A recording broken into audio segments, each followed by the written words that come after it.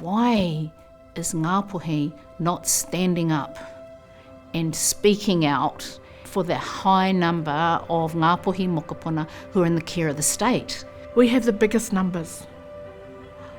For the life of me, I could not understand why Ngāpuhi didn't have a position. Everyone wants to do something. Everyone wants to shift the dial. Everyone no longer wants children in state care. Te Roopu Whāiti grew from a bunch of people who were practitioners having enough of the repetitive antics from the system. We think, yes, we've got to do something about this and take our own tamariki back. And we get waylaid on the front line. So this time we said, enough is enough. Otherwise it's going to be too late. That's how Te Roopu Whāiti started. Being involved in Te Roopu Whāiti in the beginning, it must include the voice of the whānau, the hapu and the maraes, making sure it's genuine and authentic and thorough, making sure we capture all of us in our entirety as Ngāpuhi. You see the spectrum of where our people are at, some really highly educated, successful Ngāpuhi, and then living in garden sheds or vans and cars, and it's a reality. So my why is really bringing their voice to Te Roopu Whāiti and making sure that it's not just a token another program or a token another strategy or an approach, but the true voice of those from one end to the other of the spectrum.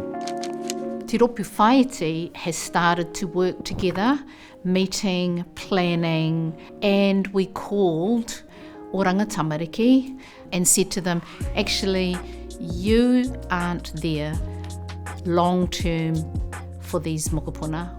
We need to reconnect them back to safe adults and safe whānau and safe whakapapa. That's the kind of bottom line, you know, is the safety of my own. And so if that safety is for my own, it's safety for all mokopuna. There are so many solutions to address the complex challenges that our whānau and tamariki are facing.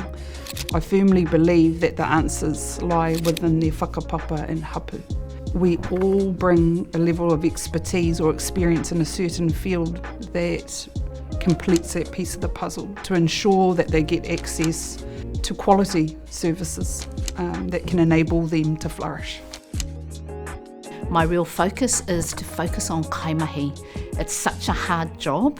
I want to make sure that they've looked after, and in Ngāpuhi, that they're using te reo me ona tikanga, te tapu o te tangata, all of those things that we believe and we know are transformational and important.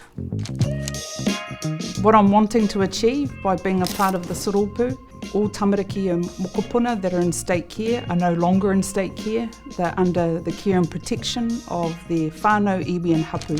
We can't stop. We've got to do it now. We've just got to have an overarching so that we can support that to happen and resource our people, because our people have got no resource. Te Roopu Whāiti needed to stand up and be really clear that mokopuna of Ngāpuhi descent had the absolute right to be well, to be safe, to be cared for.